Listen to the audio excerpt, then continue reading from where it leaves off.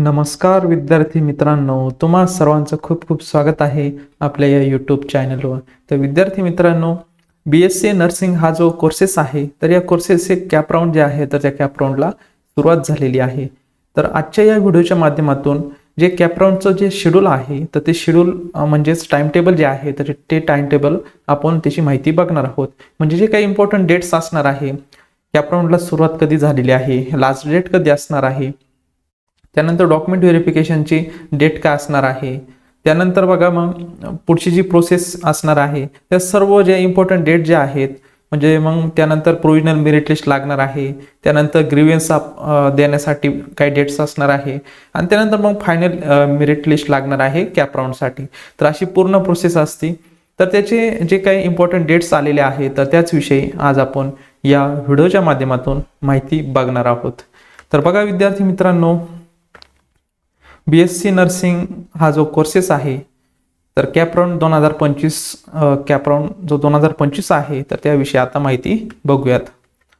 तर या ठिकाणी बघा विद्यार्थी मित्रांनो, BSc nursing registration schedule for centralize admission process, admission to first year B pharmacy nursing course for academic year 25-26 साठी हा कॅप राऊंड 25-26 साठी कॅप राऊंड सुरुवात झालेली आहे। तर बघा विद्यार्थी मित्रांनो, Maharashtra state CET cell has conducted Maharashtra nursing CET 2025 common entrance test CET exam for admission to first year BSc nursing course on the dated on 7 April आणि 8 एप्रिल या तारखेला तुमचे एक्झाम झाली होती। त्यानंतर the result of the exam was declare 15/5, त्यानंतर मे मध्ये 15 मेला तुमचा रिझल्ट लागला होता। त्यानंतर बघा द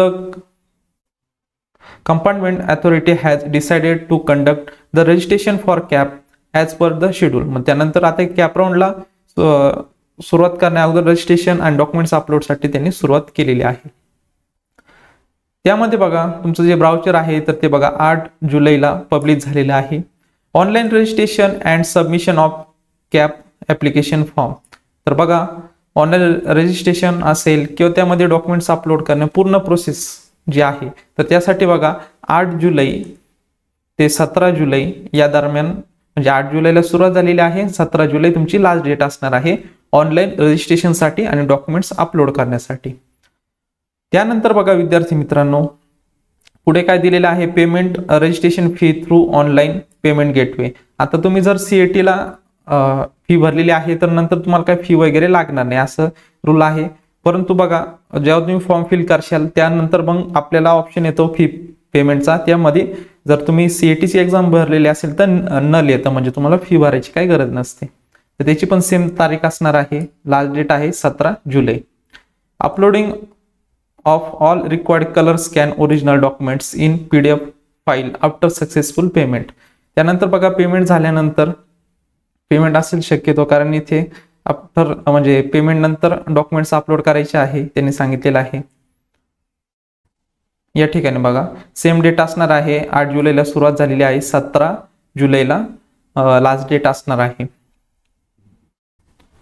तर बघा विद्यार्थी मित्रांनो, खाली काही इन्स्ट्रक्शन दिलेले आहे। Candidate should read the information brochure and explanation their eligibility before applying. It is the sole responsibility of candidate to furnish of correct information in the application form. Any wrong information filled by the candidate may lead cancellation of the admission. Candidate should upload the all required documents before the last date of document verification. तर बघा विद्यार्थी मित्रांनो, जेव्हा registration करणार आहात तुम्ही तर व्यवस्थित तुमचे माहिती जी आहे तर ती माहिती तुम्हाला भरायची आहे, डॉक्युमेंट्स व्यवस्थित अपलोड करून घ्यायचे आहे, जेणेकरून तुम्हाला नंतर कॅप राऊंडला काही त्रास होणार नाही।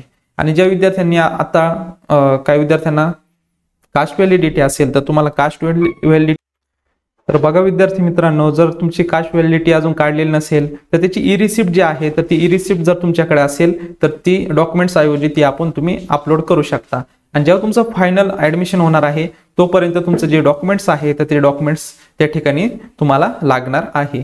तशाच प्रकारे जर तुमचं नॉन क्लिमिनर अजूनपर्यंत आलेलं नसेल तर त्याऐवजी ई रिसिप्ट जी आहे तर ती ई रिसिप्ट ज्या ठिकाणी तुम्ही डॉक्युमेंट्स काढत आहात तर त्यांच्याकडून घ्यायची आहे आणि त्या ठिकाणी तुम्ही अपलोड करू शकता।